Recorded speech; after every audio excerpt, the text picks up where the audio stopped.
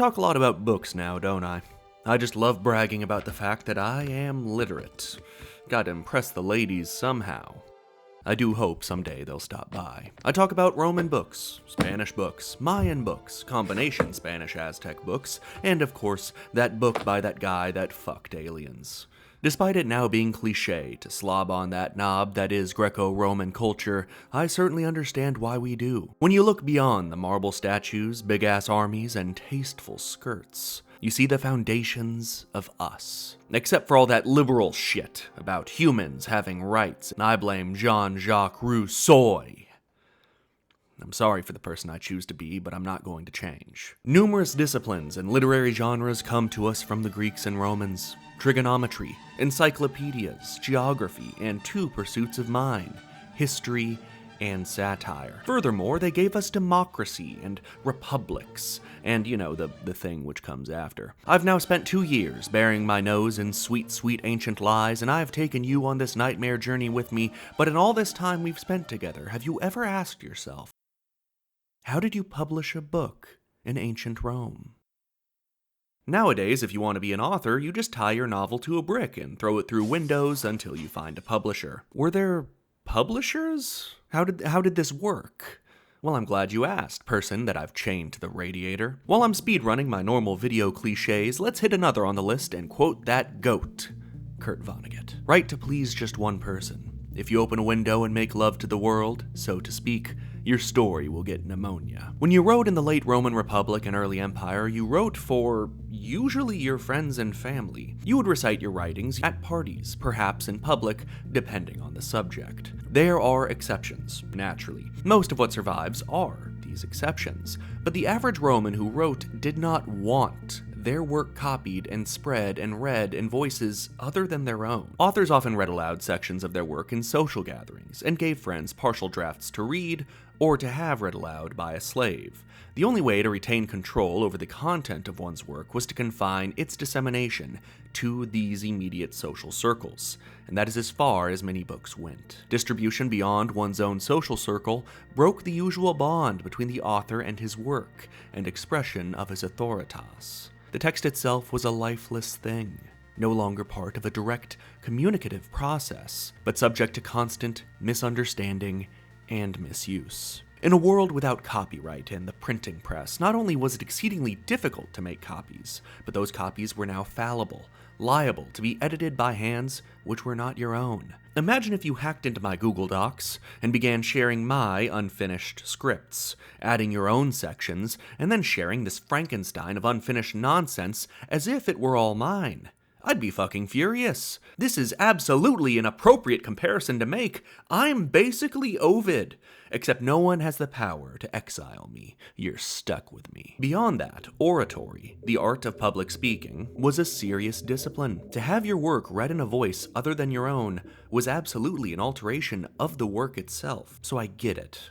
I get why a Roman would feel this way, in the same way that I imagine Anne Frank would not want me, a deranged and creepy old man, reading her diary. But while I understand why the Romans approached writing this way, and I can empathize with their approach to it, this approach fucked historical preservation, and we very narrowly avoided a profound loss to Western literature. The poet Virgil directed that on his death, his works be consigned to the flames to prevent their distribution without his control. He had already reached the public he cared about. Happily for us, Emperor Augustus countermanded his wishes. The most famous epic poem from ancient Rome is Virgil's Aeneid. When we talk about why so much Roman writing has been lost, the usual suspects pop up. There was no printing press, so copies were expensive and had to be made by hand. A majority of the population, as in most of history, was illiterate. And paper rots. But the fact that Romans had such a personal attachment to their writings also created problems. The culture surrounding the act of writing itself made preservation less likely. I don't give a fuck about the life lessons, friend. What do you want?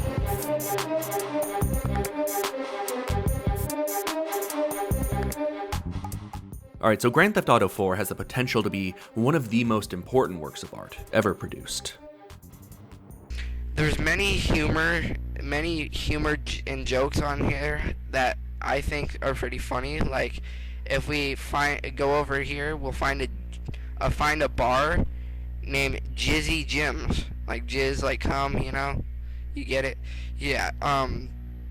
So yeah, it has humor. Alright, if you could bear with me through Jean-Jacques Rousseau, then you can give me a minute, alright? We interrupt this gaze into the abyss to bring you food right to your door. Open your mouth, you can't resist. Hello, gamers. This video is sponsored by Factor, which is, unfortunately, a legitimate company with a good product. They neglect to engage in what I call gamer baiting. You know, that thing where companies cover their product in Christmas lights and market it as for gamers? So allow me to correct their failure.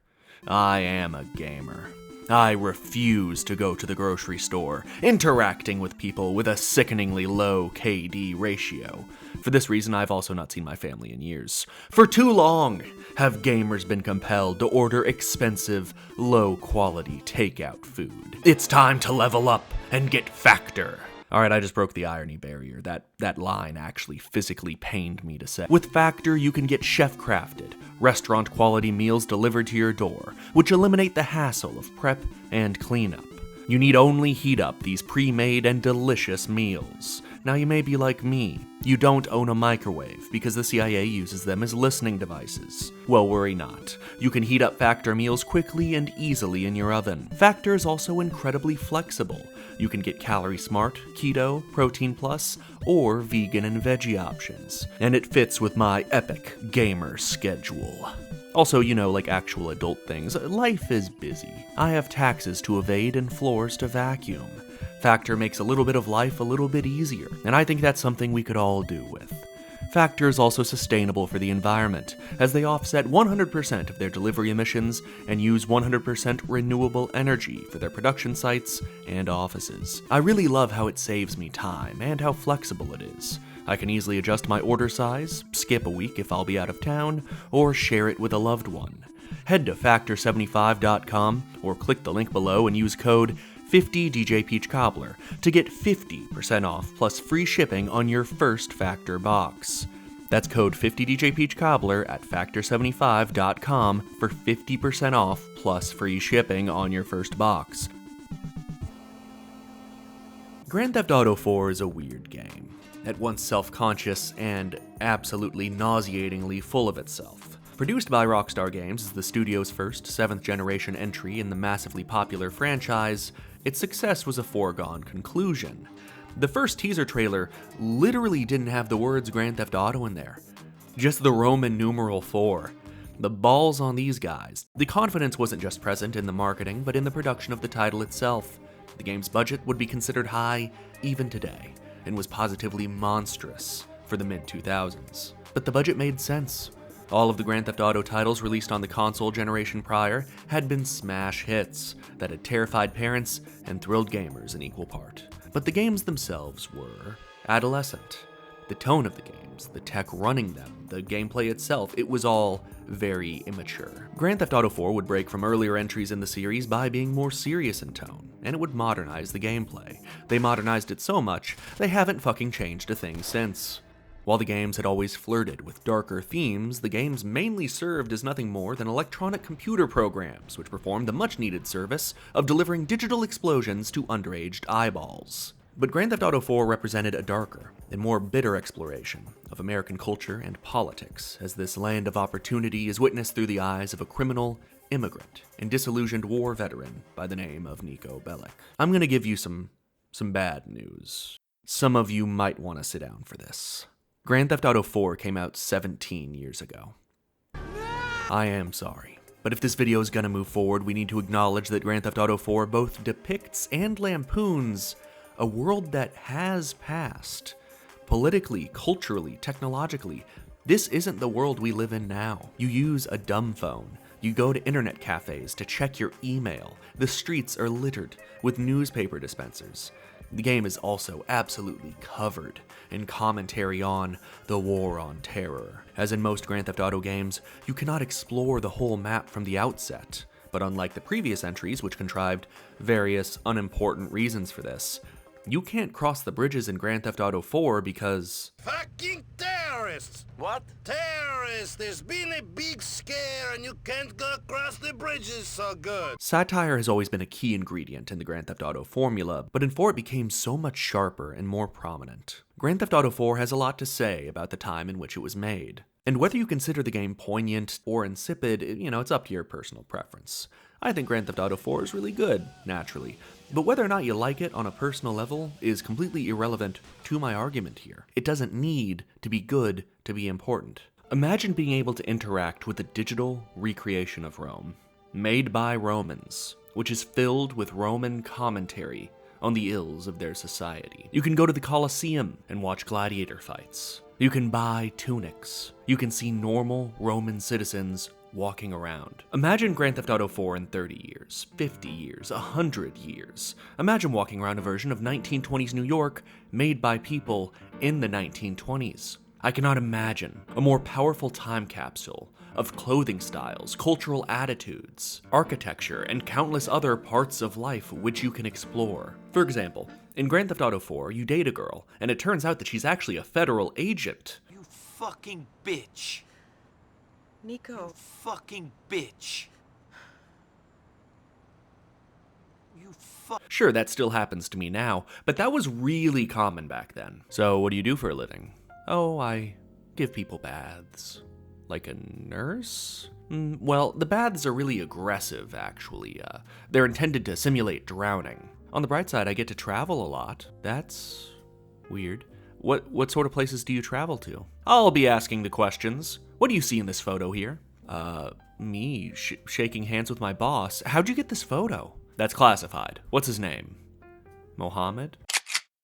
Want to head back to my place and take a bath?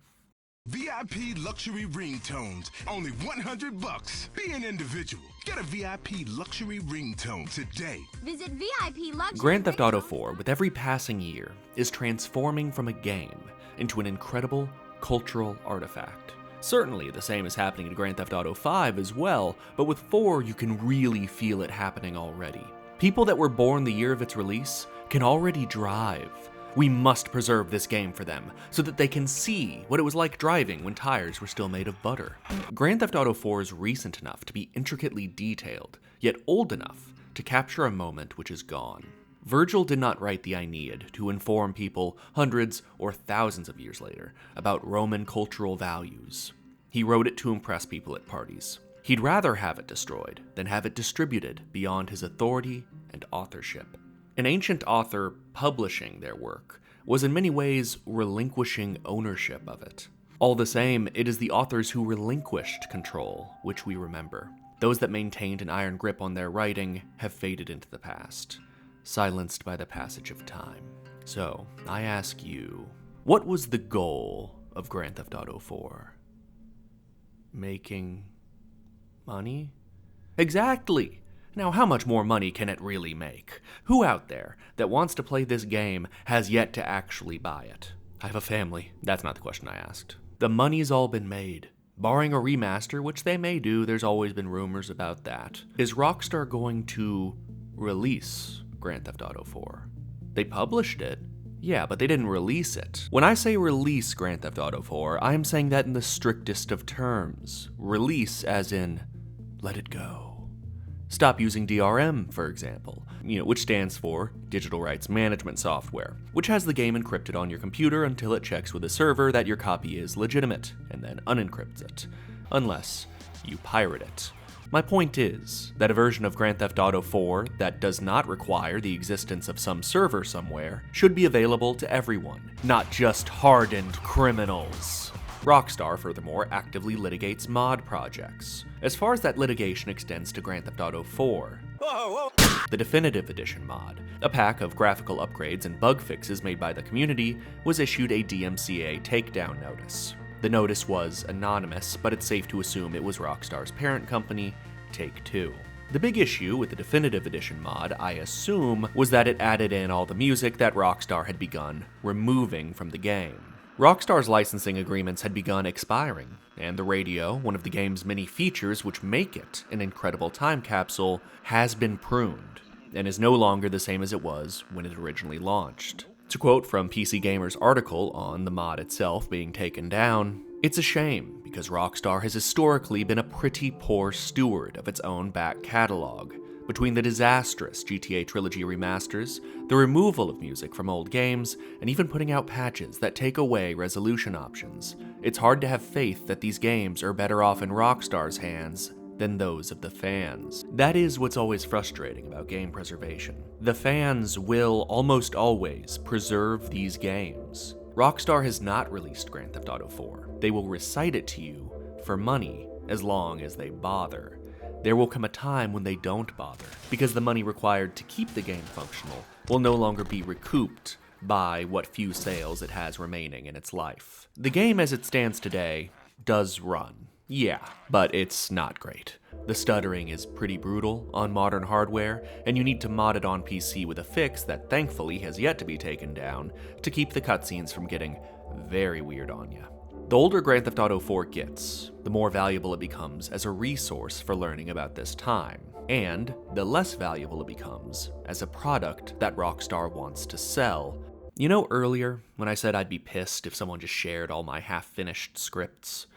This was a half-finished script, not too long ago. This month, I originally planned to make some culture war adjacent garbage, but I don't know, maybe I'm getting older because for the first time in my life, I saw a beehive and decided to not stick my dick into it. But then something happened, which made me return to this old idea. As of the day I'm writing this, video game preservation sustained a brutal blow. For the past 3 years, the Video Game History Foundation has been supporting the Software Preservation Network on a petition to allow libraries and archives to remotely share digital access to out-of-print video games in their collections. Under the current anti-circumvention rules in Section 1201 of the DMCA, libraries and archives are unable to break copy protection on games in order to make them remotely accessible to researchers. Now, the reason for this? Well, it's very simple. Someone playing a game for research reasons might have fun. The ESA, a video game lobbying group which fought against archives being allowed to circumvent DRM, argues that publishers will preserve their own games. The ESA said in an email to GameDeveloper.com that they do not take issue with game preservation. They're actually very committed to it. It's just that they, quote, do so in ways that do not jeopardize future economic opportunity for publishers' creative works. Alright. So what does it look like when Rockstar tries to preserve their old games and exploit that future economic opportunity? Rockstar sued 2 projects attempting to reverse engineer GTA 3 and Vice City, which would have been vital to their preservation. Now, the reason they sued them? Most likely because Rockstar was about to release the definitive edition of those games. 3 and Vice City are naturally in much worse shape than GTA 4. GTA 3's menus are transparent, like you can't even load your save without fucking around in the files. The definitive edition remasters which we got were famously about as well received as a deodorant salesman at a furry convention. Absolute garbage, unplayable, broken, ugly trash which was shat out of their disgusting ass of a launcher. This is how Rockstar preserves games themselves. There probably is going to be a GTA 4 remaster. At some point. It is inevitable. And I do hope it's better than these abortions. But all the same, the treatment of the classic trilogy, the legal actions taken against fans trying to just preserve their work and keep these games playable, and the awful, mangled cash grab demonstrate why Rockstar doesn't truly release these games. When given a choice between a buck or their work living forever, they choose a buck. The reason the remastered trilogy launched in such a woeful, busted state? Well, most likely, and granted this is just assumption, they wanted to pad their fourth quarter financials and capitalize on the holiday shopping season, so they couldn't delay them. Because Rockstar, like every company on this earth, cannot see past the next financial quarter. As the culture surrounding Roman writing made much of it impossible to preserve, as the Spanish destroyed countless amounts of pre-Columbian writing due to their own cultural attitudes, so too has our own culture made video game preservation impossible. Alright, that comparison may be a bit much. Alright, although, we don't really know for sure what was in all those lost Maya codices. I reached out to prominent researchers in this field of study, asking if the lost Maya codices may have referenced Jizzy Gems. And they universally responded with, "What? Who are you? Get out of my house." Most people, when talking about game preservation, talk about it from a very simple perspective. Video games should be preserved because they're fun and I want to be able to play them. Well, yeah, I'm certainly not going to take issue with that argument. I feel the same way. There is a problem with it. The issue with preserving video games just because they're fun is that a game doesn't need to be fun to be important, as I said earlier. Also, I don't think people are going to want to play GTA 4 for fun in 50 years. They could instead be fingering cat girls in VR. More to the point, it makes it sound like your problem. You want to play Biker Mice from Mars? Figure it out. Who cares? I don't give a fuck. But if video games should be preserved because they can offer unique insight into our way of life for future nerds to study, if they're a legitimate cultural artifact, then it's not your problem. It's a problem. Albeit one for fucking nerds. There is no other medium this difficult to preserve. No other medium that is literally encrypted and locked down to prevent it from being preserved. No other medium which needs to be constantly worked on to keep it usable as the years pass. No other medium where, if you spend your own free time to do that work necessary to ensure preservation is possible, the creators of that medium will sue the shit out of you. Grand Theft Auto 4 was a game which asked to be taken seriously, and it succeeded. I take you very seriously, Grand Theft Auto 4. I think that Grand Theft Auto 4 is important. I do hope that someday Rockstar feels the same way. Thanks for watching.